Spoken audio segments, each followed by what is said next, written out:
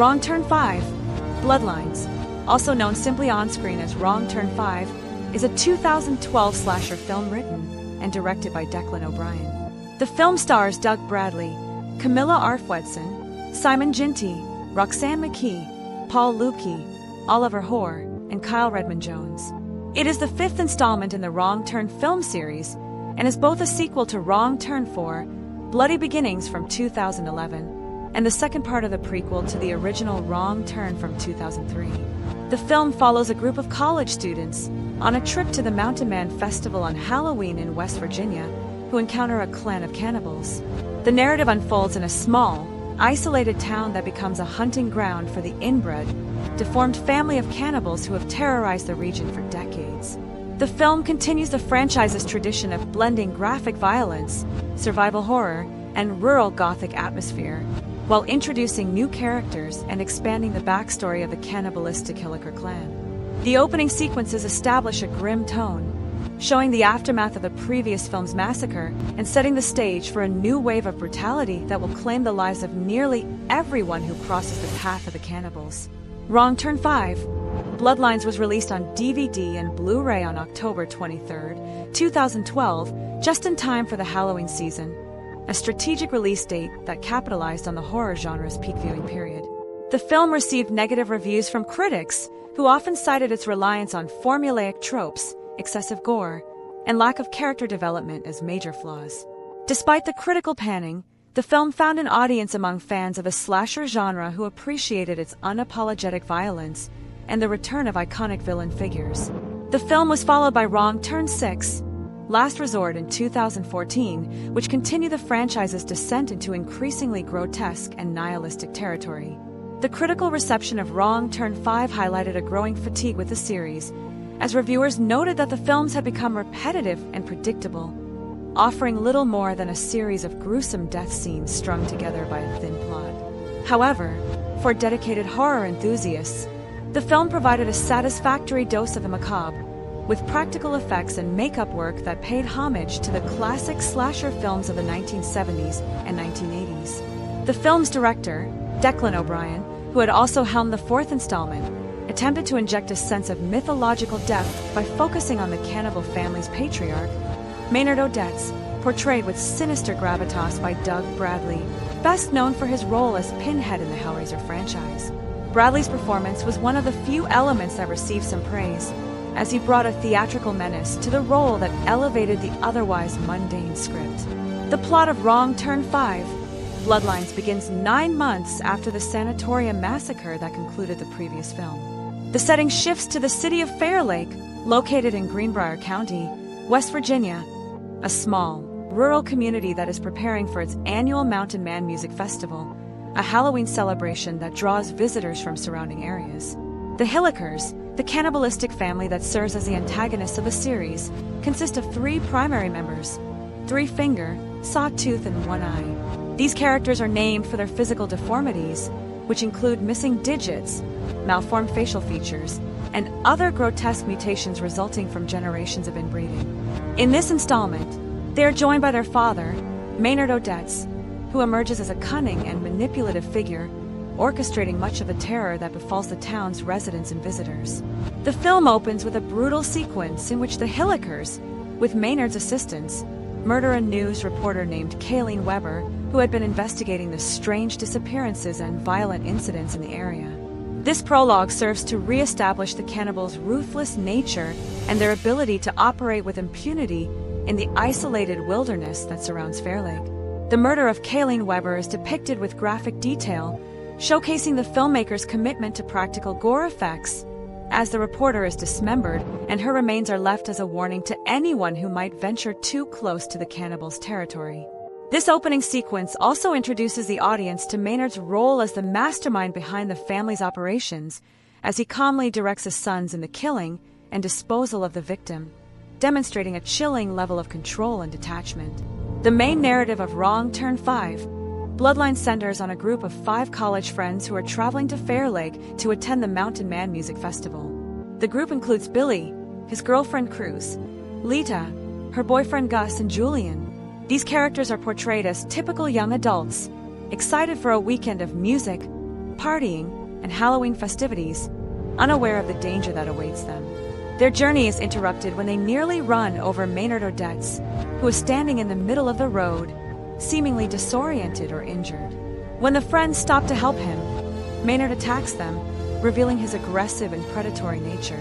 In self-defense, Billy, Gus, and Julian fight back, subduing Maynard, but their actions are witnessed by Town Sheriff Angela Carter and her deputy partner Kevin Biggs. The sheriff, a stern and uncompromising figure, arrests the entire group on charges of drug possession as she discovers marijuana and other substances in their vehicle. This arrest sets the stage for the central conflict of the film, as the friends are separated and incarcerated just as the cannibals begin their assault on the town. Sheriff Carter, who is portrayed as a capable and determined law enforcement officer, takes her duty seriously and is initially focused on processing the arrested students, unaware that a far greater threat is looming over Fair Lake. The deputy, Kevin Biggs, is depicted as less competent and more easily rattled, providing a contrast to Carter's steady resolve. The dynamic between the sheriff and the arrested students creates a tense atmosphere as the friends plead for release while Carter insists on following procedure, a decision that will have deadly consequences as the cannibals close in.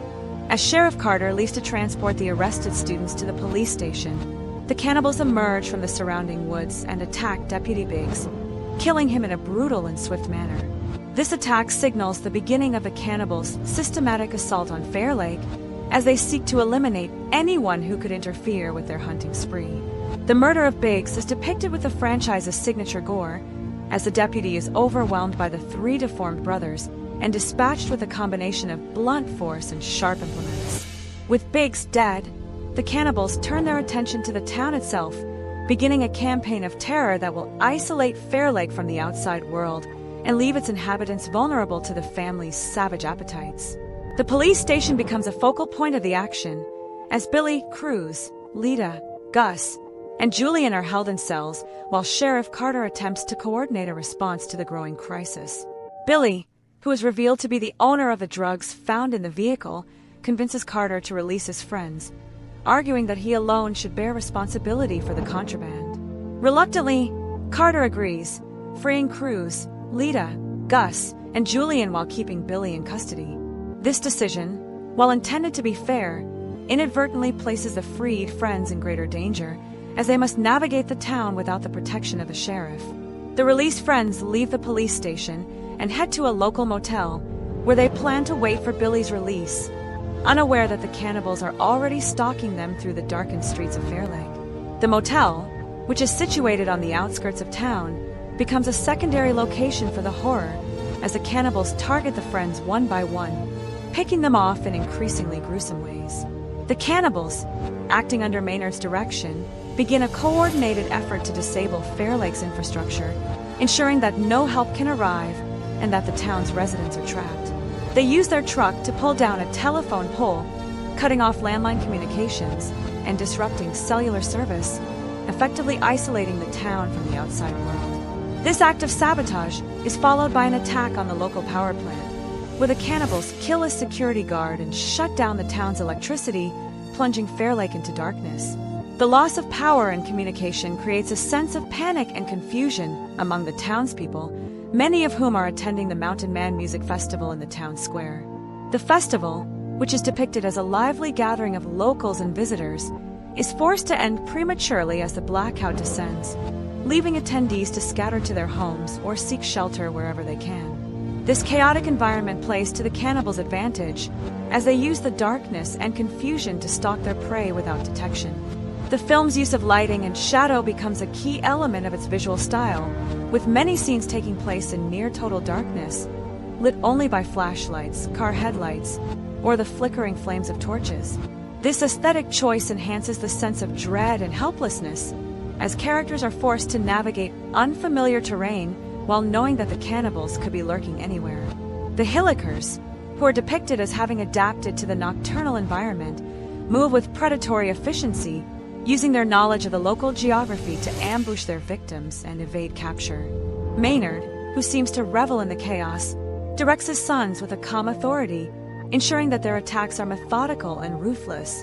At the motel, The friends attempt to settle in while waiting for Billy's release, but their respite is short-lived. Three Finger, the most aggressive and physically imposing of the cannibal brothers, tracks down Cruz as she leaves the motel to visit Billy at the police station.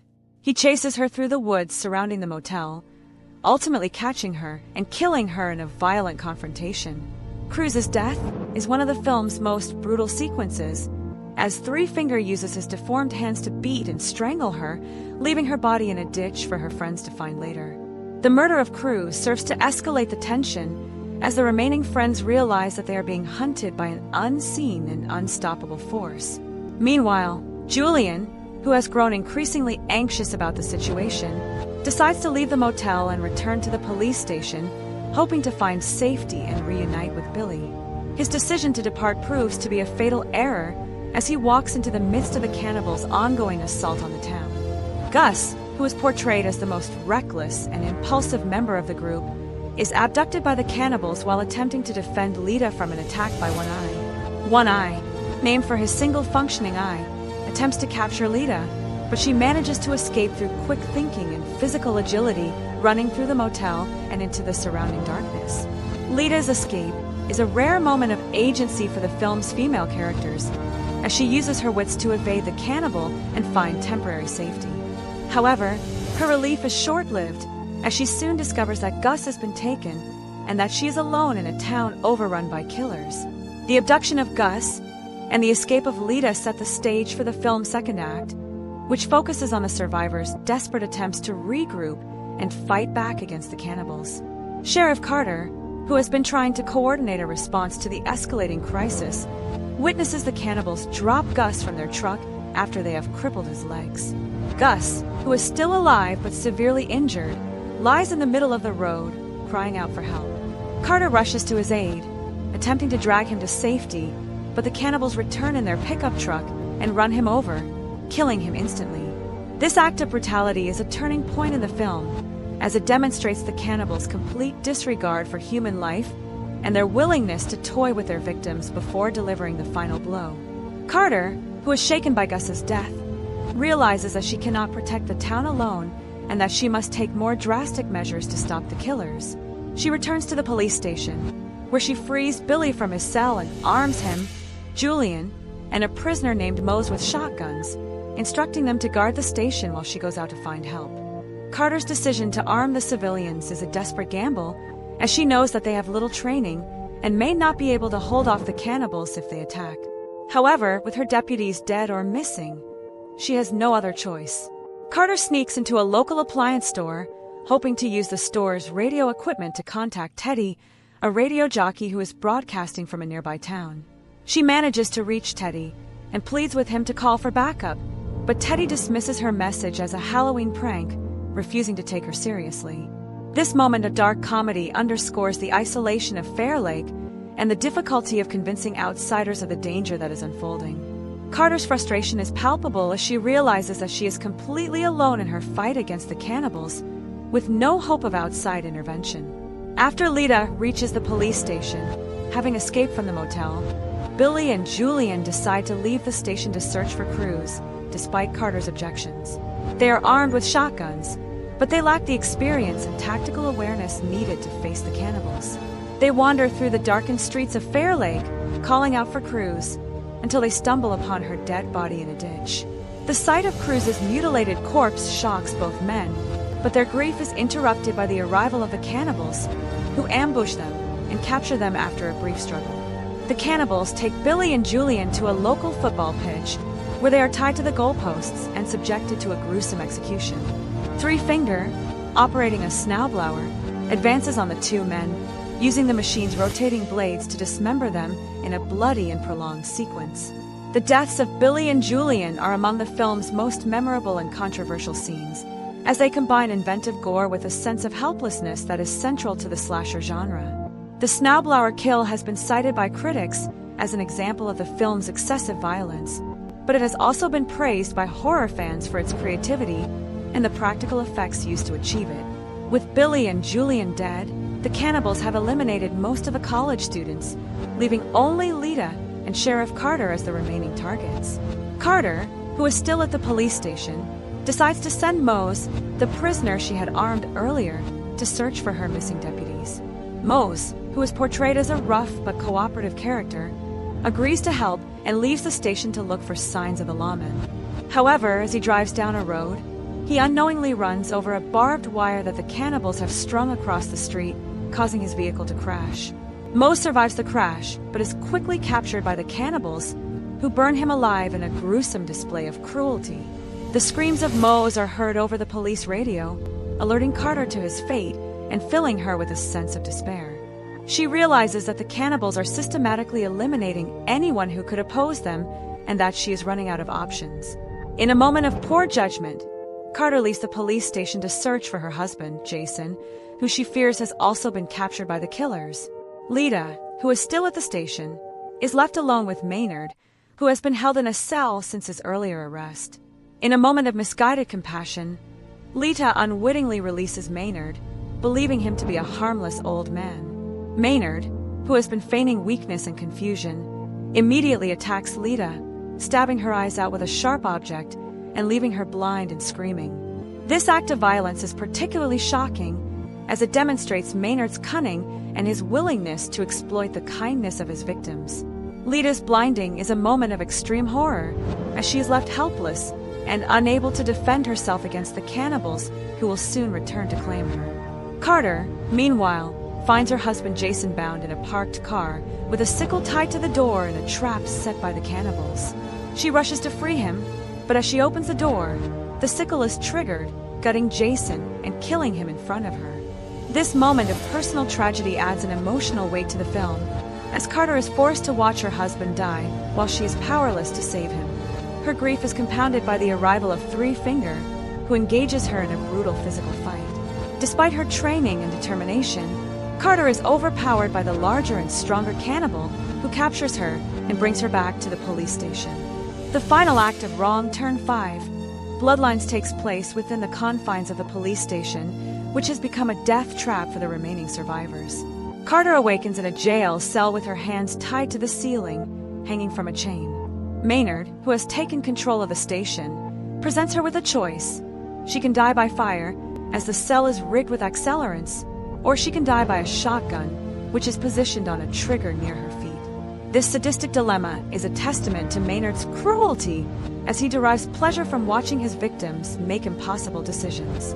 Carter, refusing to give Maynard the satisfaction of choosing her fate, deliberately triggers the shotgun, shooting herself in the head and causing the cell to catch fire.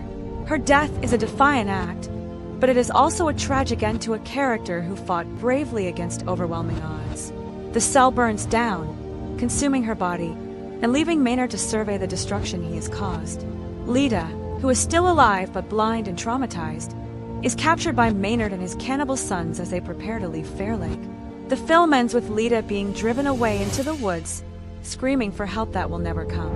This grim conclusion reinforces the franchise's nihilistic worldview, in which the cannibals always win and their victims are doomed from the start. The final shot of Lita being taken into the darkness suggests that she will be subjected to further torture and eventual consumption, a fate that has befallen countless other characters in the series. The ending leaves no room for hope or redemption, emphasizing the brutal and unforgiving nature of the Hilliker clan.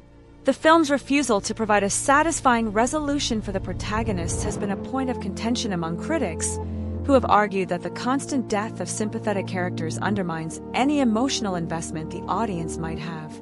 However, for fans of the slasher genre, the bleak ending is a feature rather than a bug, as it aligns with the tradition of horror films that punish their characters for their transgressions. The cannibals' victory in Wrong Turn 5 reinforces the idea that the wilderness of West Virginia is a lawless and dangerous place, where civilization is a thin veneer that can be easily stripped away by the forces of savagery and brutality.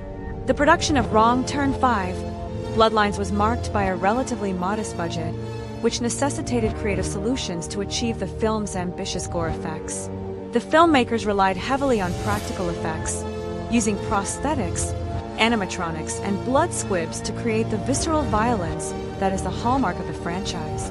The Snowblower kill, in particular, required careful planning and execution, as the filmmakers had to simulate the effect of the machine's blades on the actors without causing any real harm. The use of practical effects has been a point of pride for the Wrong Turn series, which has distinguished itself from other horror franchises that have increasingly turned to computer-generated imagery. The film's cinematography, which emphasizes the dark and claustrophobic atmosphere of Fair Lake, was achieved through a combination of location shooting and studio work, with the production team transforming the town of Fair Lake into a ghost town overrun by killers.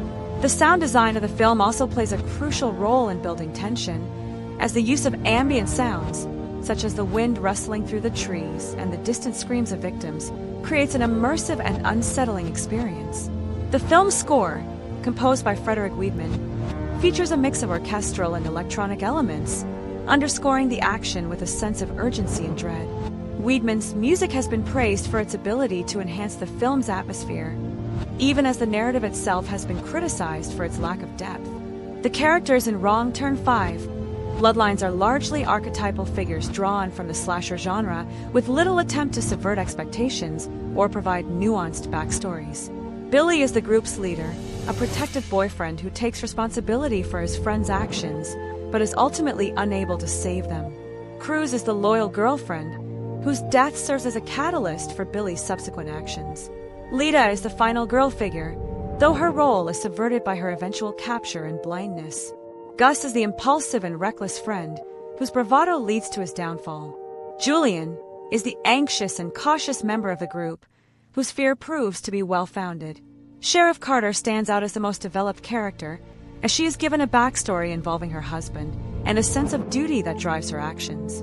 However, even Carter's character is limited by the constraints of the genre, as her primary function is to provide a competent opposition to the cannibals before being killed off.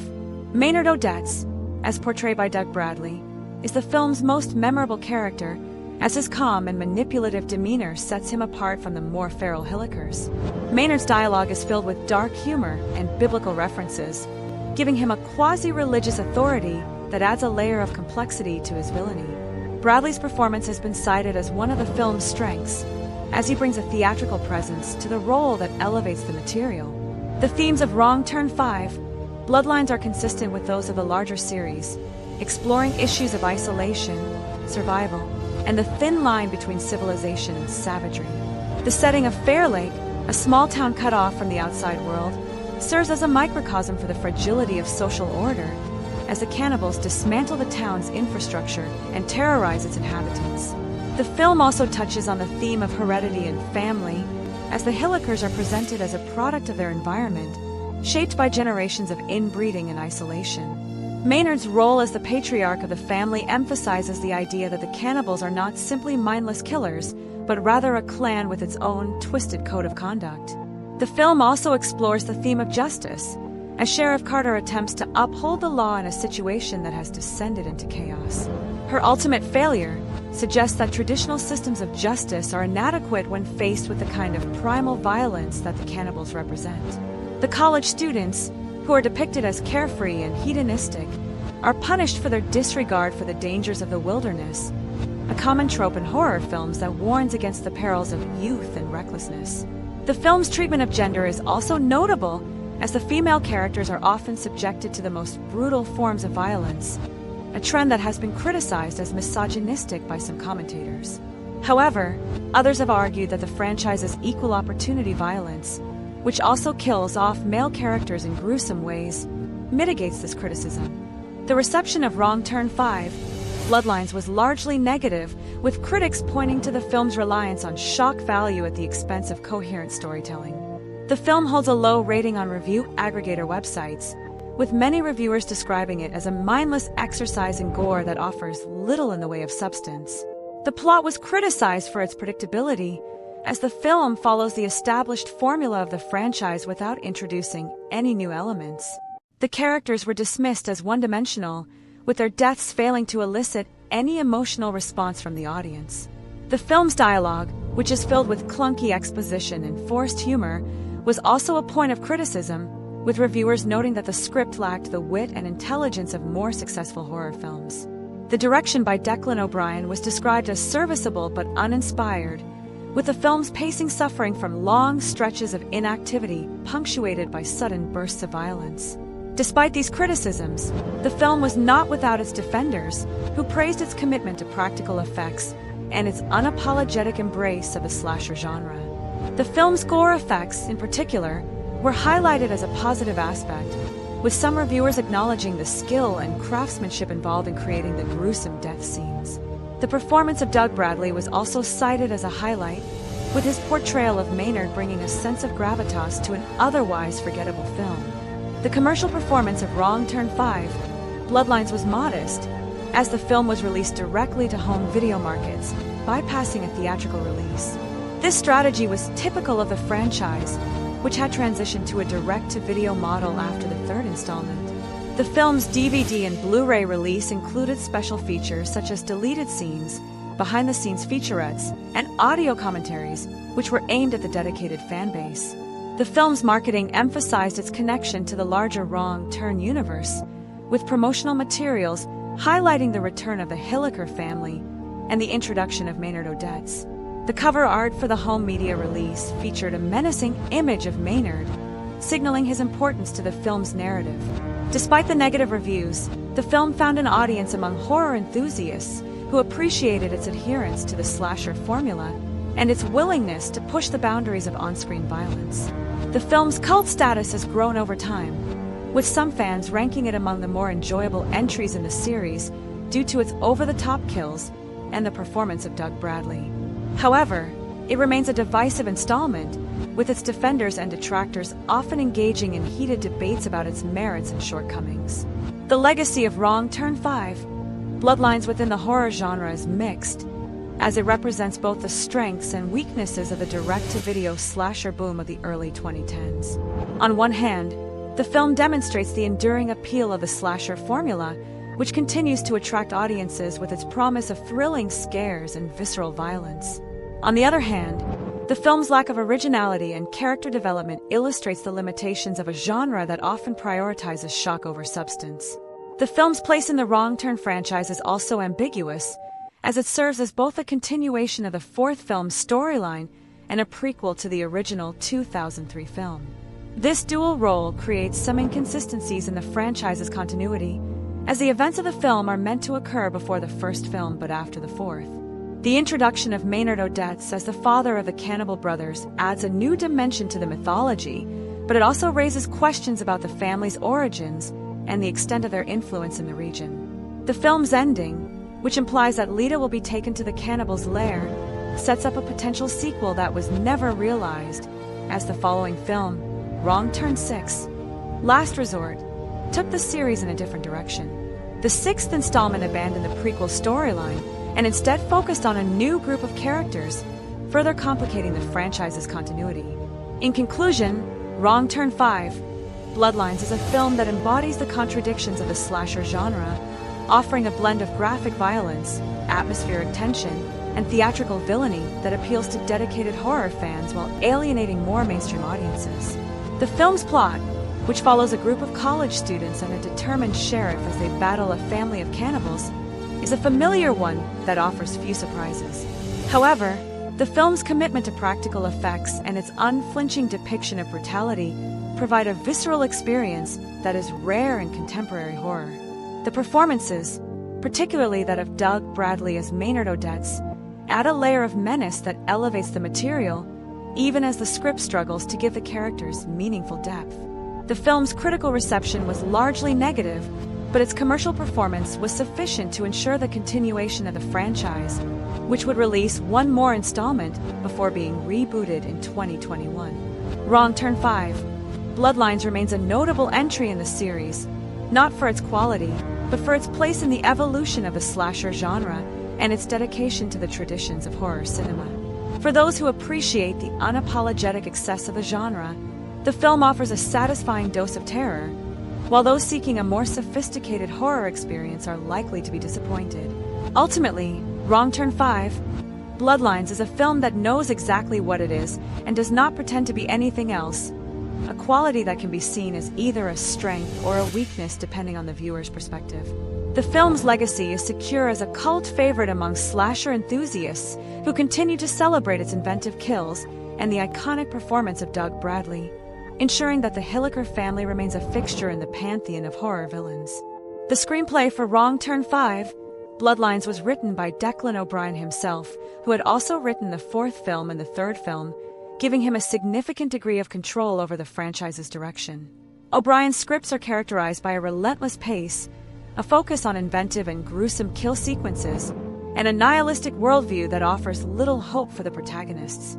In the case of Bloodlines, O'Brien sought to deepen the mythology of the Hilliker family by introducing Maynard as a patriarchal figure who serves as the brains behind the family's operations, in contrast to his sons, who are depicted as more instinctual and animalistic. Maynard's character is described in the script as a former miner who was exposed to toxic chemicals in the coal mines, leading to his physical deformities and mental instability, though this backstory is only hinted at in the final film. O'Brien also aimed to create a sense of isolation and dread by setting the film in a small town that is gradually stripped of its defenses, with the cannibals systematically destroying the town's infrastructure and picking off its inhabitants one by one. The script went through several revisions before production began, with early drafts including additional characters and subplots that were ultimately cut due to budget constraints and time limitations. For example, an early version of the script included a subplot involving a group of local hunters who attempt to fight back against the cannibals, but this was removed to keep the focus on the college students and Sheriff Carter. O'Brien has stated in interviews that he wanted to create a film that felt like a classic siege narrative, similar to John Carpenter's assault on Precinct 13 or George Romero's Night of the Living Dead, where a small group of survivors must defend a fortified location against overwhelming odds. This influence is evident in the film's second half, which is largely set within the police station and emphasizes the characters' growing desperation as their numbers dwindle. The casting of Wrong Turn 5, Bloodlines, was a crucial element of the film's production, as the success of a slasher genre often depends on the audience's ability to connect with the characters before they are killed off. Doug Bradley was the first actor to be cast, and his involvement was seen as a major coup for the production, given his iconic status in the horror community for his portrayal of Pinhead in the Hellraiser series. Bradley brought a level of professionalism and theatricality to the role of Maynard Odets, and he has spoken in interviews about his appreciation for the character's complexity, describing Maynard as a tragic figure who has been twisted by his environment and his family's history. Bradley's performance is characterized by a calm and deliberate delivery, with Maynard often speaking in a soft, almost grandfatherly tone that contrasts sharply with the violence he orchestrates. Camilla Arfwedson, who plays Lita, was cast for her ability to convey vulnerability and strength, as her character must endure some of the most horrific sequences in the film, including the blinding scene that serves as a climactic moment of terror. Simon Ginty, who plays Billy, was chosen for his everyman quality, as his character is intended to be the audience's surrogate, representing the average person who is thrust into extraordinary circumstances. Roxanne McKee, who plays Sheriff Carter, brought a physicality and authority to the role that made her a credible law enforcement officer, and her scenes with Bradley are among the film's most compelling, as the two actors play off each other's strengths. The supporting cast, including Paul Lukey as Gus, Oliver Hoare as Julian, and Kyle Redmond-Jones as Mose, were selected for their ability to portray the fear and desperation that permeates the film, and each actor contributes to the ensemble dynamic that makes the film's middle section work despite its predictable beats. The casting process also involved finding actors who were willing to undergo the rigorous makeup and special effects processes required for the film's gore sequences, as many of the death scenes involve extended periods in the makeup chair and complex choreography to simulate the violence. The production design of Wrong Turn 5, Bloodlines, was overseen by a team that had worked on previous installments of the franchise, ensuring a consistency in the visual style that had become synonymous with the series. The town of Fair Lake was constructed on a soundstage in Bulgaria, where the film was shot due to the lower production costs and the availability of skilled crew members who had experience with horror films. The soundstage allowed the production team to control the lighting and atmosphere more effectively, creating the dark and oppressive environment that is central to the film's mood. The police station, which serves as the primary location for the film's second half, was designed to feel claustrophobic and decaying, with peeling paint, flickering fluorescent lights, and a general sense of neglect that mirrors the town's decline. The motel where the college students stay was also built on the soundstage, and it was designed to evoke the seedy roadside accommodations that are a staple of American horror films, with stained carpets, dim lighting, and windows that offer no protection from the outside world. The outdoor scenes, which take place in the woods and on the streets of Fair Lake, were shot on location in the Bulgarian countryside, which was chosen for its resemblance to the West Virginia landscape, with dense forests, rolling hills, and isolated roads that enhance the sense of isolation. The production team also created a number of practical effects for the film's most memorable sequences, including the snowblower kill, which required the construction of a fully functional prop that could simulate the action of the blades without posing a danger to the actors. The makeup and prosthetics team, led by an experienced special effects artist, worked tirelessly to create the deformities of the Hilliker family, with each brother having a distinct look that reflects his specific mutation. 3 fingers missing fingers, sawtooths, jagged teeth and facial scarring, and one eye, single eye, and twisted features were all achieved through a combination of latex prosthetics, dental appliances, and contact lenses, and the actors who portrayed them underwent hours of application each day. The cinematography of Wrong Turn 5, Bloodlines was handled by a director of photography who had previously worked on low-budget horror films, and his approach to the film was influenced by the visual language of 1970s and 1980s slasher movies. The film makes extensive use of shadows and darkness, with many scenes lit only by practical sources such as flashlights, headlights, and emergency flares, creating a sense of visual disorientation that mirrors the characters' confusion and fear. The camera work is often handheld, particularly during the chase sequences, which adds a sense of urgency and chaos to the action. The filmmakers also employed a number of slow-motion shots during the death scenes, allowing the audience to fully appreciate the practical effects and the choreography of the violence. The color palette of the film is dominated by muted tones, with an emphasis on grays, browns, and blacks, punctuated by the red of blood and the orange of fire, creating a stark contrast that draws attention to the gore. The use of extreme close-ups is another hallmark of the film's visual style, as the camera often lingers on the faces of the victims as they experience fear, pain, and despair, or on the grotesque features of the cannibals as they carry out their attacks. This approach to cinematography is intended to immerse the audience in the experience of the characters, making the horror feel immediate and personal. The film's editing, which was overseen by an editor who had worked on several previous Wrong Turn films, is fast-paced and rhythmically consistent, with the action sequences cutting rapidly between the killers and their victims to maintain a high level of tension. However, the editing also allows for moments of quiet before the violence erupts, giving the audience time to catch their breath and anticipate the next attack. This balance between action and stillness is crucial to the film's effectiveness as a horror movie, as it prevents the audience from becoming desensitized to the violence. The sound design of Wrong Turn 5, Bloodlines, is a critical component of the film's atmosphere, as the horror genre relies heavily on audio cues to create suspense and elicit emotional responses. The sound team, led by an experienced designer, created a layered soundscape that combines diegetic sounds, such as the crunch of leaves underfoot, the creak of doors, and the roar of the cannibal's truck, with non-diegetic sounds, such as the score and ambient noise, to build a sense of dread. The film's use of silence is particularly effective, as moments of quiet are often followed by sudden, jarring sounds that punctuate the action and startle the audience. The dialogue is mixed to be clear and intelligible, even during the most chaotic scenes, ensuring that the audience can follow the characters' interactions and understand their motivations. The sound of the snowblower, which is used in the film's most infamous kill sequence, is a standout element of the sound design, as it is mixed to be both mechanical and organic, with the grinding of the blades and the splattering of blood creating a visceral auditory experience. The score, composed by Frederick Wiedmann, is a blend of orchestral and electronic elements, with sweeping strings and ominous synths that underscore the film's themes of isolation and despair. Wiedmann's music is used sparingly, with many scenes relying on ambient sound and silence to maintain the tension, but when the score does appear, it is effective at heightening the emotional impact of the action.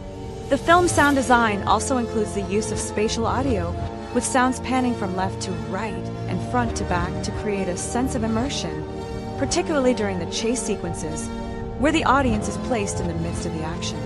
The marketing campaign for Wrong Turn 5, Bloodlines, was tailored to the film's direct-to-video release, with a focus on building anticipation among the franchise's established fanbase.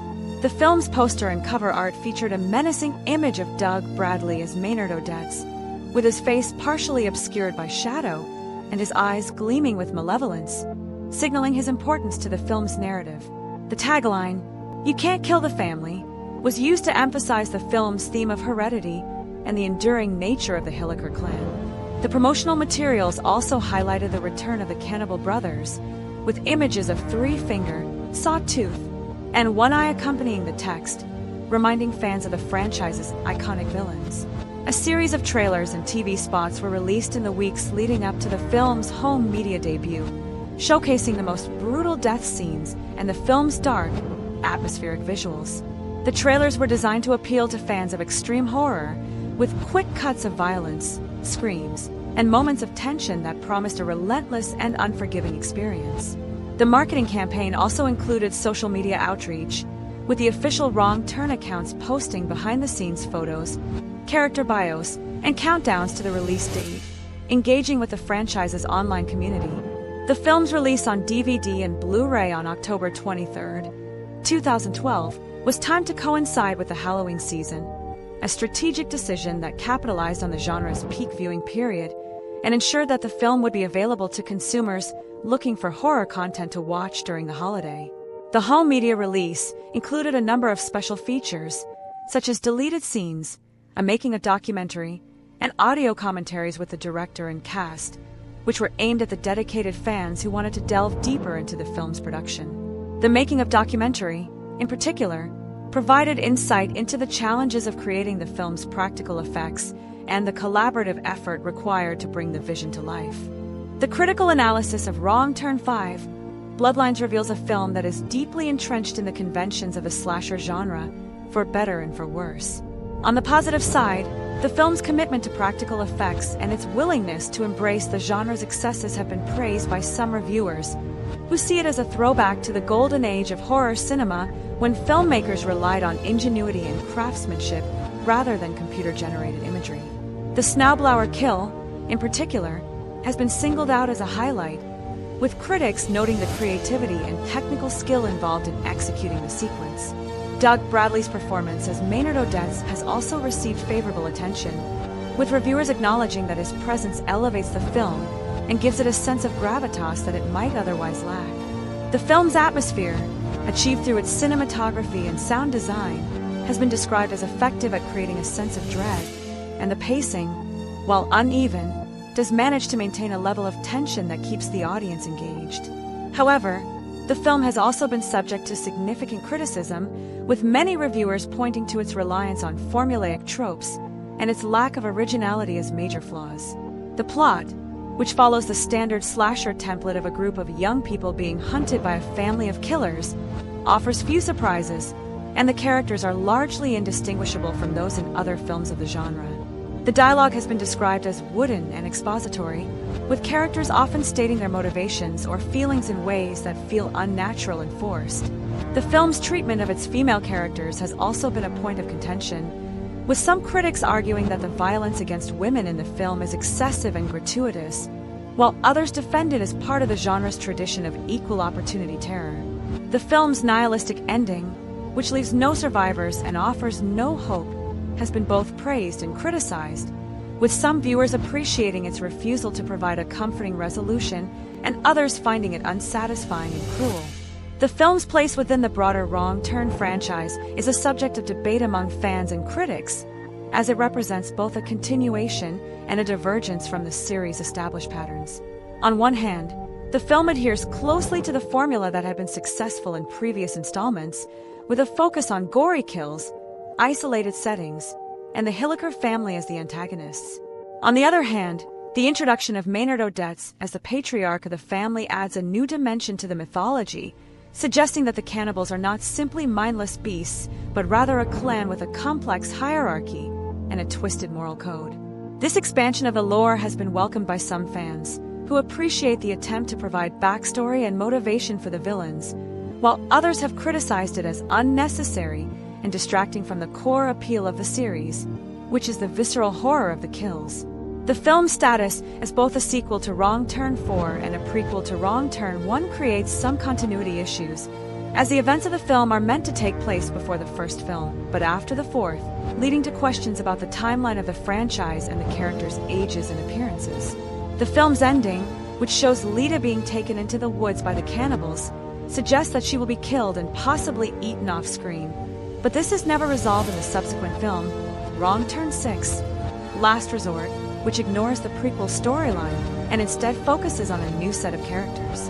This lack of narrative cohesion has been frustrating for some viewers who feel that the franchise has become increasingly disjointed as it has progressed. The director, Declan O'Brien, has spoken in interviews about his approach to the Wrong Turn series and his goals for Bloodlines. O'Brien has described himself as a fan of the slasher genre, and he has expressed a desire to pay homage to the classic films that inspired him, such as the Texas Chainsaw Massacre, Halloween, and Friday the 13th. He has also acknowledged the limitations of the direct-to-video market, noting that the budgets for these films are significantly lower than those for theatrical releases, which requires creative solutions to achieve the desired effects. O'Brien has stated that he views the Wrong Turn films as a form of modern fairy tale, in which the cannibals represent the dark forces of nature that lurk just beyond the boundaries of civilization, waiting to punish those who stray too far from the safety of society. He has also emphasized the importance of practical effects in his films, arguing that they create a sense of realism and immediacy that cannot be replicated by computer-generated imagery. In the case of Bloodlines, O'Brien worked closely with the special effects team to design the kill sequences, ensuring that each one was unique and memorable. The Snowblower kill, for example, was the result of extensive brainstorming, as the filmmakers wanted to create a death that would stand out in the franchise's history and become a talking point among fans. O'Brien has also discussed the challenges of working with Doug Bradley, noting that the actor's experience and professionalism made him a valuable asset to the production, but also that his presence demanded that the script be elevated to match his performance. O'Brien has expressed pride in the film, despite its negative critical reception, and he has defended it as a faithful representation of a slasher genre that delivers what fans expect. The performances in Wrong Turn 5, Bloodlines have been the subject of varied opinions, with some critics praising the cast for their commitment to the material and others dismissing them as forgettable. Doug Bradley's portrayal of Maynard Odets is universally acknowledged as the film's strongest element, with reviewers noting his ability to convey menace and intelligence through subtle facial expressions and measured dialogue. Bradley's previous work in the horror genre, particularly his iconic role in the Hellraiser series, has given him a fan base that was eager to see him in a new villainous role, and he does not disappoint, bringing a theatricality to Maynard that makes him a compelling antagonist. Camilla Arfwedson's performance as Lita has been described as adequate, with the actress effectively conveying her character's fear and determination, though she is given little material to work with beyond the standard final girl tropes. Simon Ginty as Billy delivers a solid performance as the group's leader, but his character's arc is predictable, and he is ultimately killed off before the film's climax. Roxanne McKee, as Sheriff Carter, brings a sense of authority and physicality to the role, and her scenes with Bradley are among the film's most engaging, as the two actors create a dynamic that suggests a deeper conflict between law and chaos. The supporting cast, including Paul Lubke, Oliver Hoare, and Kyle Redmond Jones, all perform competently, but their characters are largely indistinguishable and serve primarily as victims for the cannibals to dispatch. The actors who portray the Hilliker brothers, including the performers in heavy prosthetics, contribute to the film's atmosphere with their physicality and movement, though they have little dialogue and are primarily defined by their actions. Overall, the performances in Wrong Turn 5, Bloodlines are functional, serving the needs of the film without elevating it beyond its genre limitations. The visual effects and makeup in Wrong Turn 5, Bloodlines are a standout feature, as the film relies heavily on practical effects to create its most memorable moments. The special effects team, led by a veteran of the horror genre, spent weeks designing and constructing the prosthetics and animatronics needed to bring the Hilliker family to life and to simulate the film's brutal kill sequences. The Snowblower kill, which is the film's most infamous scene, required a combination of mechanical engineering and artistic design, as the filmmakers had to create a working prop that could be used safely on set while still appearing realistic on camera. The team also created the deformities of the cannibal brothers, with each character requiring a custom-made prosthetic that was applied to the actor's face and body over the course of several hours. The use of practical effects extends to the film's gore, with blood squibs, fake limbs, and other prosthetics used to simulate the violence. The filmmakers have expressed pride in these effects, noting that they add a level of authenticity that is often lacking in films that rely on CGI. The makeup and effects have been praised by horror enthusiasts who appreciate the craftsmanship and the willingness to show the violence in graphic detail. The film's lighting and cinematography complement the effects, with the dark and shadowy visuals enhancing the realism of the prosthetics and the visceral impact of the kills. The combination of practical effects and atmospheric visuals creates a sense of immersion that is essential to the film's success as a horror movie, drawing the audience into the world of Fair Lake and the terror of the Hilliker family. The themes of Wrong Turn 5, Bloodlines, while not particularly deep, do provide some context for the film's events and characters. The theme of isolation is central to the narrative, as the characters are cut off from the outside world and forced to rely on their own resources to survive. This isolation is literal, as the cannibals destroy the town's communication and power infrastructure, but it is also metaphorical, representing the characters' emotional and psychological separation from the safety of civilization.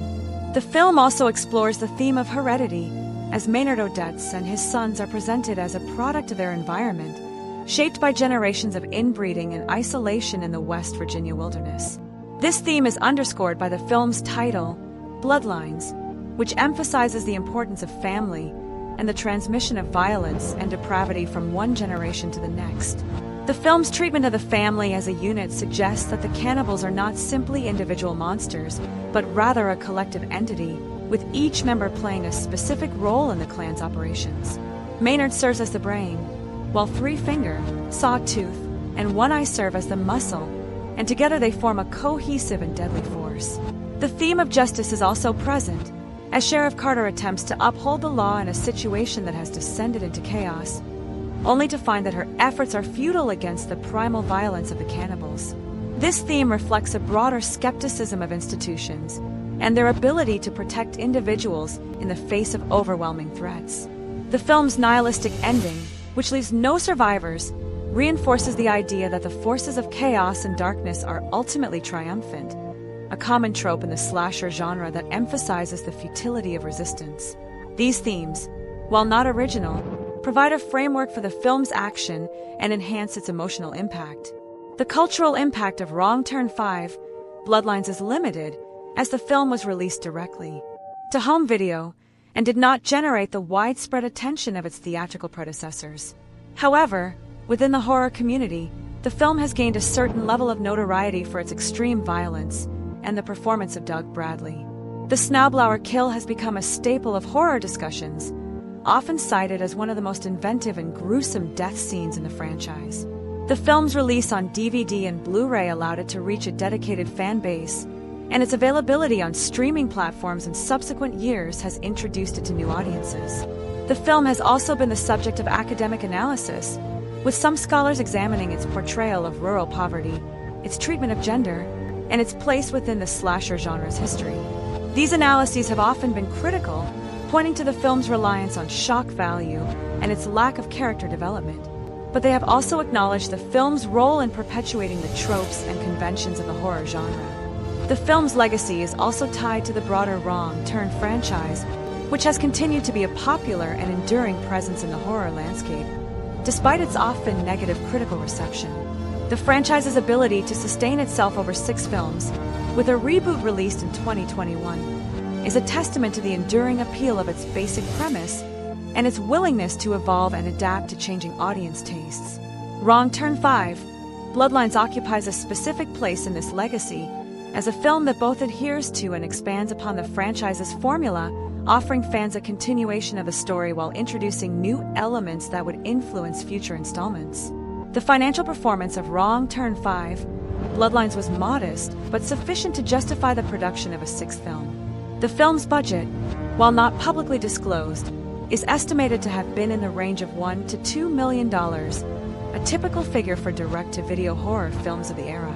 The film's sales on DVD and Blu-ray were supplemented by digital downloads and rental revenues, which added to its overall profitability. The franchise's business model, which relies on a dedicated fan base and the economies of scale provided by home video and streaming, has proven to be sustainable over the long term, allowing the series to continue despite mixed critical and commercial responses. The success of the Wrong Turn films has also been attributed to their international appeal, with the franchise finding audiences in markets such as the United Kingdom, Germany, and Japan, where horror films are popular and the direct-to-video market is robust. The film's production in Bulgaria, a country with lower labor costs and a skilled film industry, also contributed to its profitability, as the production team was able to achieve a high level of quality while keeping expenses under control. The film's release strategy, which included a simultaneous DVD and Blu-ray debut, was designed to maximize sales by appealing to collectors and casual viewers alike, and the inclusion of special features was intended to entice fans to purchase the physical media rather than relying on rentals or piracy. The film's financial performance, while not spectacular, was considered acceptable by the studio, and it paved the way for Wrong Turn 6, Last Resort, which was released in 2014, and continued the franchise's tradition of graphic violence and rural horror. The post-production process of Wrong Turn 5, Bloodlines, was a lengthy and complex phase of the film's creation, as the filmmakers worked to refine the edit, enhance the sound design, and finalize the visual effects. The editing process, led by an experienced editor, involved assembling the footage from multiple camera angles and takes to create a cohesive and pacing narrative. The editor worked closely with Declan O'Brien to ensure that the film's rhythm matched the director's vision, with a focus on maintaining tension and delivering the jolts of violence that are the franchise's hallmark. The film's score, composed by Frederick Wiedemann, was recorded during this phase, with the composer working with a small ensemble of musicians to create the film's atmospheric and unsettling soundtrack. The sound design team also worked diligently to create the film's immersive audio landscape, layering sounds to build a sense of dread and complement the on-screen action. The visual effects, which were primarily practical, required some digital enhancement during post-production, with the team using computer-generated imagery to clean up shots, remove wires and rigging, and enhance the gore effects. The Snowblower kill, for example, required a combination of practical effects and digital compositing to achieve the final result, with the team carefully blending the live-action footage with digital elements to create a seamless and impactful sequence. The color grading and final visual polish were also completed during post-production, with the filmmakers adjusting the contrast, saturation, and brightness to achieve the desired dark and moody aesthetic. The post-production process also involved the creation of the film's marketing materials, including the trailers, TV spots, and posters, which were designed to attract viewers and convey the film's tone and content. The film's final version, as released on DVD and Blu-ray, represents the culmination of months of work by a dedicated team of filmmakers and technicians, all of whom contributed to bringing O'Brien's vision to the screen. The reception of Wrong Turn 5, Bloodlines among fans of the franchise has been somewhat divided, with some praising its adherence to the series' formula and others criticizing its lack of originality. The film supporters often highlight its inventive kills, the performance of Doug Bradley, and the atmospheric setting, arguing that these elements make it a worthy addition to the Wrong Turn canon. They also appreciate the film's commitment to practical effects, which they see as a refreshing alternative to the CGI-heavy horror films that have become prevalent in recent years. The film's detractors, on the other hand, point to its predictable plot, shallow characters, and excessive violence, arguing that it represents the worst excesses of the slasher genre. They also criticize the film's treatment of its female characters, particularly the blinding of Lita and the death of Sheriff Carter, which they view as gratuitous and misogynistic. The film's ending, which sees the cannibals victorious and Lita being taken into the woods, has been a particular point of contention, with some fans finding it unsatisfying and others appreciating its bleakness. The film's place within the franchise is also a subject of debate, with some fans ranking it among the better installments and others considering it one of the weakest. The release of Wrong Turn 6, Last Resort, which departed from the prequel storyline and introduced new characters and settings, has further complicated the film's legacy, as it now stands as an isolated chapter in the franchise's history that is not directly connected to the later films. Despite these divisions, Wrong Turn 5, Bloodlines has maintained a cult following among horror enthusiasts who continue to celebrate its most memorable moments and its contributions to the genre. The film's dialogue and script, while often criticized for their lack of subtlety, do contain some notable moments that have become memorable to fans.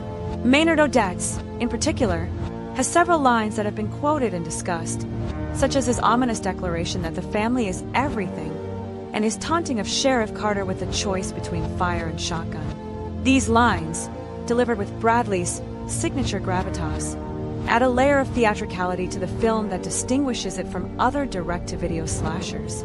The script also includes some attempts at dark humor, though these are often undercut by the film's grim tone and the intensity of the violence. The dialogue between the college students, while functional, does little to develop their characters or make them sympathetic, and the friends' interactions are largely limited to arguing about their situation or expressing fear and panic. Sheriff Carter's dialogue is more measured and focused on her duties, reflecting her role as the film's sole authority figure, and her exchanges with Maynard are among the film's most effective, as they represent a clash between law and chaos, civilization and savagery. The film's script, written by O'Brien, does not attempt to be subtle or nuanced, instead prioritizing the delivery of scares and the progression of the plot. This approach has been both praised and criticized, with some viewers appreciating the film's straightforwardness, and others finding it lazy and uninspired. The script's reliance on exposition, with characters often stating their intentions or feelings in lengthy monologues, has also been a point of criticism, as it disrupts the flow of the action and reduces the tension. Overall, the dialogue and script of Wrong Turn 5, Bloodlines are serviceable but unremarkable, serving the needs of the film without elevating it beyond its genre constraints. The director's style in Wrong Turn 5, Bloodlines is consistent with Declan O'Brien's previous work on the franchise, characterized by a focus on visceral violence, atmospheric tension, and a nihilistic worldview. O'Brien's direction emphasizes the physicality of the horror, with the camera often capturing the full brutality of the kills and the suffering of the victims. He also makes use of the landscape, using the West Virginia setting to create a sense of isolation and dread, with the woods and the town's empty streets serving as a backdrop for the carnage. O'Brien's pacing is uneven, with the film's first half moving slowly as it establishes the characters and setting, and the second half accelerating as the cannibals' attacks become more frequent and intense. He also uses silence and sound effectively, creating moments of tension that are punctuated by sudden violence. O'Brien's collaboration with his cast and crew is evident in the film's cohesive vision, with the performances, production design, and visual effects all working together to create a unified tone. However, O'Brien's style has also been criticized for its lack of subtlety, with the film's violence often feeling gratuitous and its themes heavy-handed. The director's willingness to push boundaries and depict extreme horror has been both a strength and a weakness, as it has attracted fans of the genre while alienating more mainstream audiences. O'Brien's work on the Wrong Turn franchise has established him as a notable figure in the direct-to-video horror market, and his films have found a dedicated audience that appreciates his commitment to the genre's conventions and his willingness to embrace its excesses. The film's connection to the wider horror genre is evident in its references and homages to classic films. The siege narrative, with a small group of survivors defending a fortified location against a larger force, is a direct homage to John Carpenter's assault on Precinct 13, while the portrayal of the cannibalistic family evokes the Texas Chainsaw Massacre and its sequels. The film's use of Halloween as a setting also connects it to the holiday horror subgenre, which includes films such as Halloween, Trick or Treat, and The Houses October Built. The film's visual style, with its dark shadows and muted colors, is reminiscent of the slasher films of the late 1970s and early 1980s, and its reliance on practical effects pays tribute to the craftsmanship of that era. The film's score, with its blend of orchestral and electronic elements, also references the work of composers such as John Carpenter and Goblin, who defined the sound of horror in the 1970s and 1980s. The film's treatment of its female characters, while controversial, also reflects the genre's tradition of putting women in peril, a trope that has been both criticized and defended by scholars and fans alike. Overall, Wrong Turn 5: Bloodlines is a film that is deeply rooted in the history and conventions of the slasher genre, and its references and homages serve as a reminder of the films that inspired it. This connection to the genre's past has been appreciated by some viewers, who see the film as a tribute to the horror films they grew up with, while others have criticized it as derivative and unoriginal. The film's place in the horror canon is secure as a representative of the direct-to-video slasher boom, a period in which the genre continued to thrive outside of the theatrical market, producing films that catered to niche audiences and kept the tradition of horror alive. The narrative structure of Wrong Turn 5: Bloodlines follows a classic 3-act format that is common to the slasher genre, with each act building upon the previous one to escalate the tension and violence. The first act establishes the setting, introduces the characters, and sets the stage for the conflict, beginning with the prologue in which the Hillikers murder the news reporter Kayleen Weber. This opening sequence is crucial for re-establishing the cannibals' threat level and reminding the audience of their brutal capabilities. The prologue is shot in a dark, foreboding style, with the camera lingering on the reporter's terrified face as she realizes she is being hunted, and it ends with a graphic depiction of her dismemberment, which serves as a promise of the violence to come. The first act then shifts to the introduction of the college students, showing them in a lighthearted and carefree context as they travel to the Mountain Man Music Festival. This contrast between the students' youthful exuberance and the grim reality of the cannibals' presence creates a sense of dramatic irony, as the audience knows what the characters do not. The students' encounter with Maynard Odets on the road is the inciting incident, as it brings them into direct contact with the cannibal family and leads to their arrest by Sheriff Carter. The first act ends with the students being taken to the police station, where they are separated and incarcerated, setting the stage for the second act's focus on survival and defense. The second act of the film is where the majority of the horror occurs, as the cannibals systematically dismantle Fair Lake's infrastructure and begin their assault on the town. This act is characterized by a series of set pieces, each featuring a different kill or attack, that showcase the cannibals' methods and the victims' desperation. The second act includes the murders of Deputy Biggs, Cruz, Gus, Billy, and Julian, as well as the abduction of Mose and the blinding of Lita. Each of these sequences is designed to be shocking and memorable, with the filmmakers using a variety of locations and methods to keep the violence fresh and engaging. The second act also deepens the characterization of Sheriff Carter, as she is forced to confront the limitations of her authority and the futility of her efforts to protect the town. Her interactions with Maynard, which are limited but impactful, establish a dynamic of cat and mouse, with Maynard always seeming to be one step ahead of her. The third act of the film takes place almost entirely within the police station, as the remaining survivors make their last stand against the cannibals. This act is claustrophobic and tense, with the characters trapped in a confined space and facing overwhelming odds. The third act includes the deaths of Mose, Jason, and Sheriff Carter, as well as the capture of Lita, and it ends with the cannibals' victory and the bleak confirmation that the Hilliker family continues to thrive. The third act structure is reminiscent of classic siege films, with the survivors' numbers dwindling one by one until only Lita remains, and her capture ensures that the franchise's tradition of no survivors is maintained. The 3-act structure of Wrong Turn 5: Bloodlines is effective at maintaining momentum and delivering the genre's expected beats, even if it does not offer any surprises or deviations from the formula. The film's pacing is a critical element of its overall impact, as the slasher genre relies on a careful balance between tension building and release to keep the audience engaged. Wrong Turn 5: Bloodlines opens with a burst of violence in the prologue, which immediately establishes the stakes and sets a tone of brutality. This is followed by a slower-paced first act, as the filmmakers take the time to introduce the characters and setting, building a sense of normalcy before the horror begins. The students' interactions and dialogue during this section are designed to make them relatable and sympathetic, even if the script does not fully succeed in this goal. The encounter with Maynard on the road provides a jolt of action that breaks the calm, and the subsequent arrest and transportation to the police station maintain a moderate level of tension. The second act accelerates the pacing significantly, with the cannibals' attacks coming in rapid succession and the characters being killed off at a relentless rate. The filmmakers use a variety of techniques to maintain this pace, including short scenes, quick cuts, and intense sound design, ensuring that the audience has little time to catch their breath.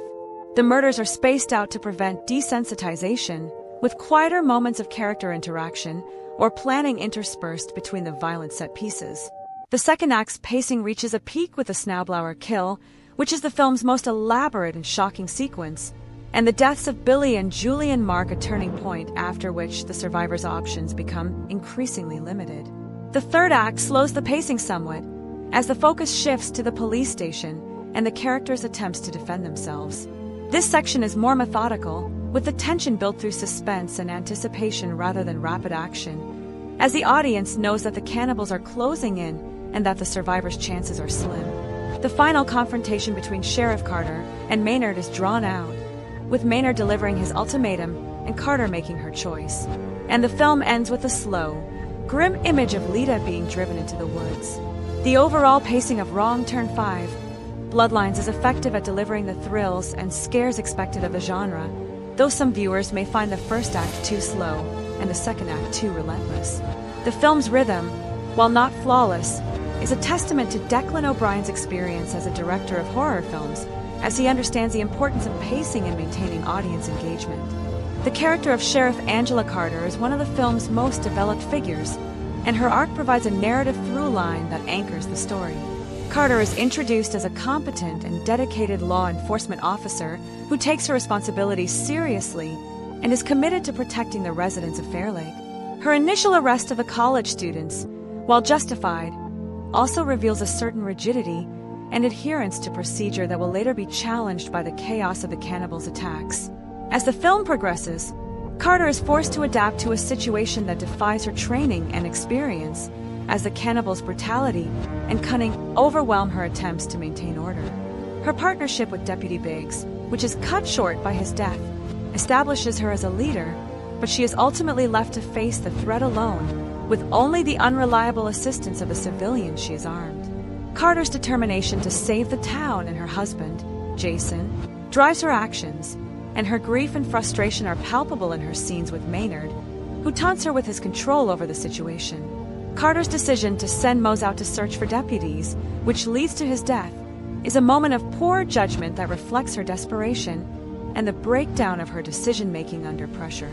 Her final scene, in which she chooses to trigger the shotgun rather than die in the fire, is a moment of defiance that underscores her refusal to be beaten, even in the face of certain death.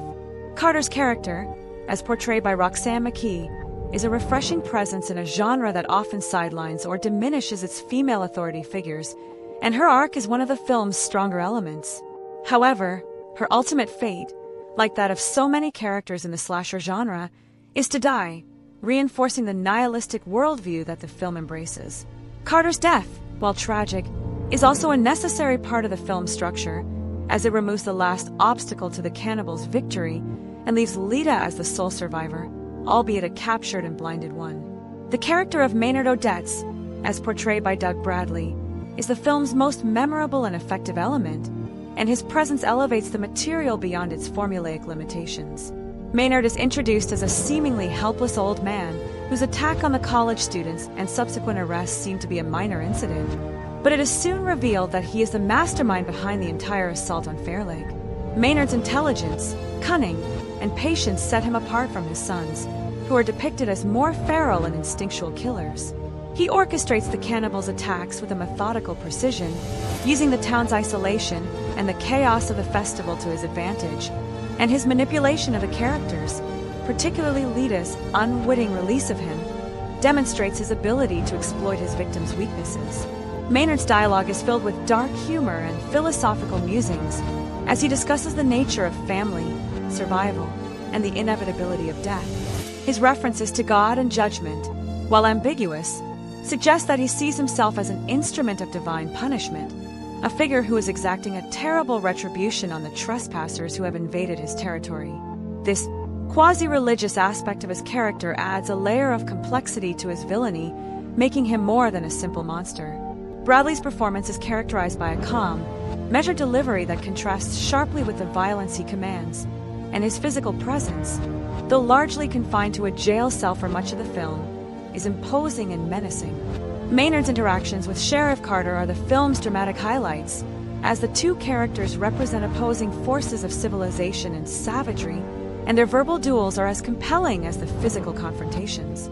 Maynard's ultimate victory, in which he watches Carter die and claims Lita as his prize, confirms his role as the film's dominant figure, and his survival ensures the continuation of the family's reign of terror.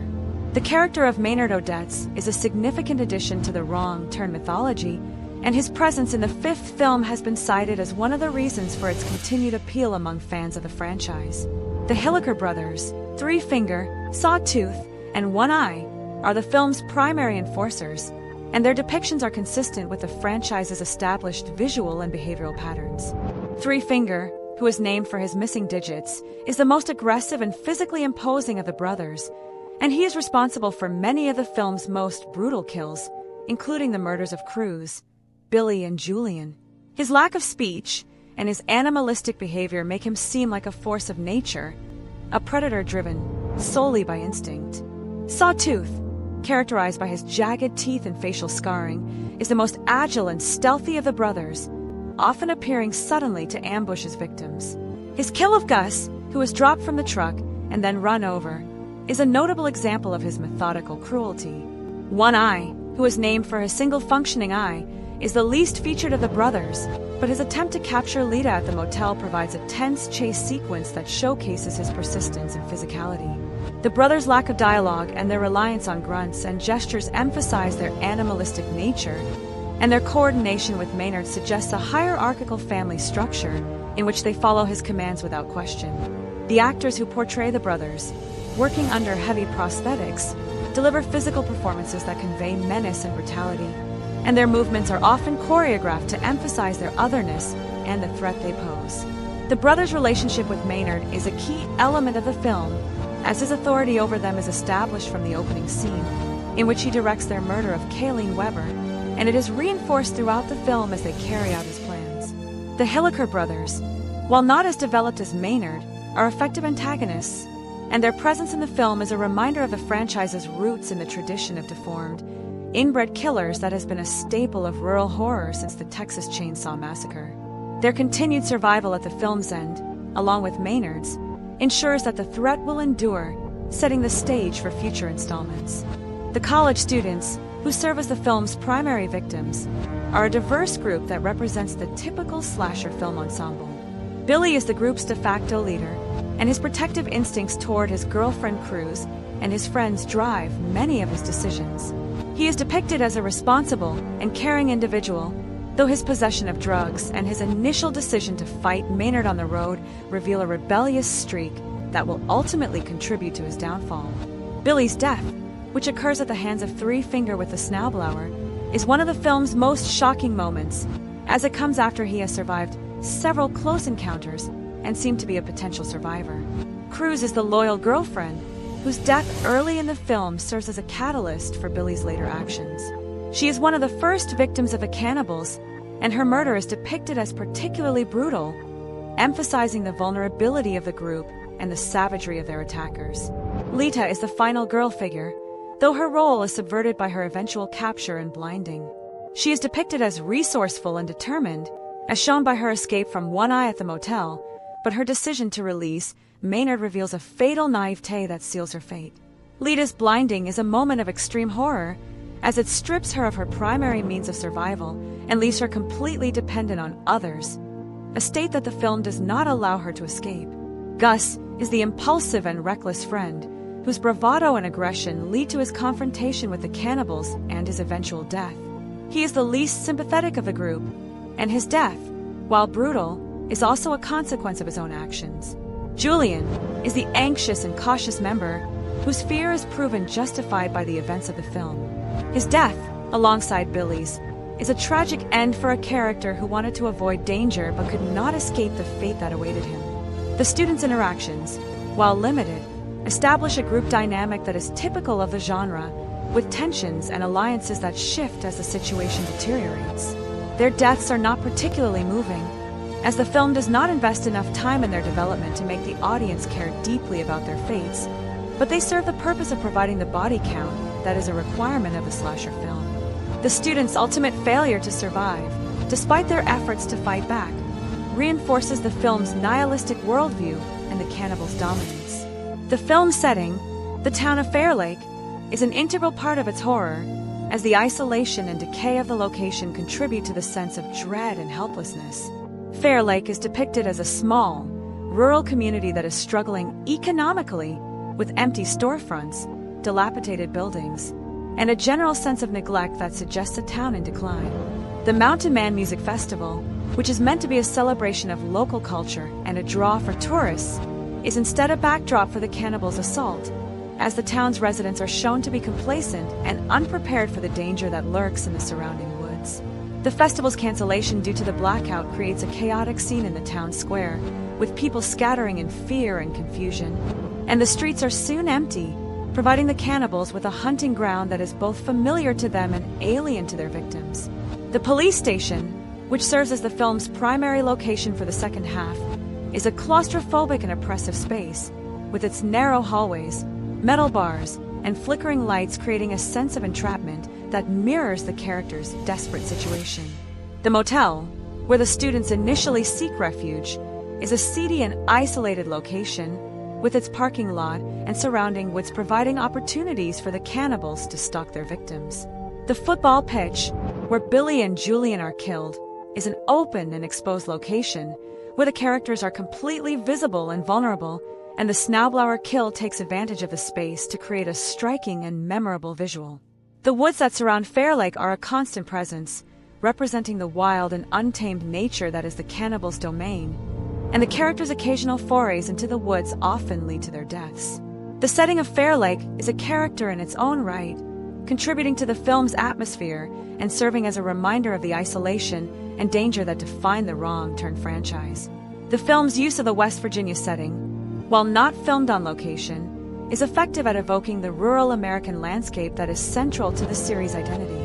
The film's use of Halloween as a setting is a deliberate choice that connects it to a rich tradition of horror films set during the holiday, from John Carpenter's Halloween to Trick or Treat. Halloween provides a ready-made atmosphere of fear and celebration, with the costumes, decorations, and traditions that accompany the holiday serving as both a backdrop and a contrast to the film's violence. The film's opening scenes, in which the college students travel to the festival, are filled with Halloween imagery, including pumpkin decorations, masks, and festive lights, creating a sense of fun and anticipation that is quickly shattered by the cannibals' attacks. The holiday setting also allows for moments of dark irony, as the characters' costumes and festive attire become stained with blood and rendered grotesque by the violence. The use of Halloween as a setting also enhances the film's themes of death and transformation, as the holiday is a time when the boundaries between life and death, reality and fantasy, are blurred, a concept that is literalized in the film's brutal kills and the cannibals' nightmarish presence. The film's release on DVD and Blu-ray on October 23, 2012, was timed to capitalize on the Halloween season, and the film's marketing campaign emphasized its holiday setting with trailers and posters featuring Halloween imagery and taglines that played on the holiday's associations with fear and survival.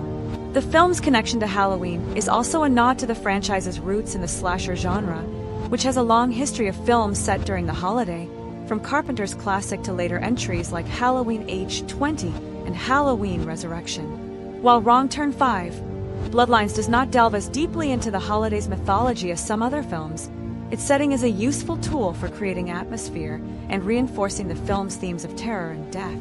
The film's special effects and gore are its most prominent features, and they have been a major point of discussion among critics and fans alike. The practical effects, which were created by a team of skilled artists and technicians, are a testament to the craftsmanship that is possible even on a modest budget. The gore effects are central to the film's appeal, as they provide the visceral thrills that are the hallmark of the slasher genre. The film's kill sequences are designed to be as graphic and inventive as possible, with the filmmakers using a variety of methods to create the violence, including prosthetics, blood squibs, and mechanical rigs. The Snowblower kill is the film's standout sequence, as it combines a creative premise with a high level of execution, and the practical effects used to simulate the dismemberment of the characters are effective at creating a sense of realism that CGI often cannot match. The deaths of Cruz, Gus, Billy and Julian are also notable for their graphic detail, with the filmmakers lingering on the wounds and the characters suffering to maximize the shock value. The use of practical effects extends to the makeup and prosthetics for the Hilliker family, which are detailed and realistic, creating a sense of authenticity that enhances their menace. The film's gore has been both praised and criticized, with some viewers appreciating its commitment to the genre's traditions and others finding it excessive and gratuitous. The film's reliance on gore as its primary source of horror has been cited as a weakness by some critics, who argue that it substitutes for genuine suspense and character development. However, for fans of the slasher genre, the gore is a feature, not a bug, and the film's willingness to push boundaries has earned it a place in the annals of extreme horror cinema. The practical effects of Wrong Turn 5, Bloodlines are a reminder of the artistry that can be found in low-budget horror, and they are a key reason why the film has maintained a cult following. The film's score and soundtrack are crucial to its atmosphere, and Frederick Wiedmann's composition is a notable element of the production. Wiedmann, who had previously scored the fourth film, was familiar with the franchise's musical style, and his work on Bloodlines builds upon the themes and motifs he established in Bloody Beginnings. The score is a blend of orchestral and electronic elements, with sweeping strings, ominous synths, and percussive accents that underscore the film's tension and violence. The score is used sparingly, with many scenes relying on ambient sound and silence to create a sense of dread, but when it does appear, it is effective at heightening the emotional impact of the action. The themes for the Hilliker family are dark and menacing, with low brass and dissonant chords evoking the characters' brutality and otherness. The themes for the college students and Sheriff Carter are more melodic and tense, reflecting their humanity and their struggle against the cannibals. Wiedmann's composition also includes moments of dark humor, with the music adding a playful edge to some of the film's more ironic moments. The soundtrack, which was released digitally alongside the film, has been appreciated by fans of the genre, and it has been cited as one of the film's strengths. The use of music in the film is a reminder of the importance of sound design in horror, as the score works in conjunction with the sound effects and dialogue to create an immersive and unsettling experience. The film's score, while not as iconic as the soundtracks of classic horror films, is a solid contribution to the genre and a testament to Wiedmann's skill as a composer. The film's dialogue, while often criticized for its lack of subtlety, does contain some memorable lines that have become part of the franchise's lore. Maynard Odets, in particular, has several notable speeches, including his declaration that the family is everything, and his philosophical musings on the nature of death and justice. These lines, delivered with Bradley's distinctive gravitas, add a layer of theatricality to the character that elevates him above the typical slasher villain. The college student's dialogue, on the other hand, is more functional, consisting of exposition, banter, and expressions of fear.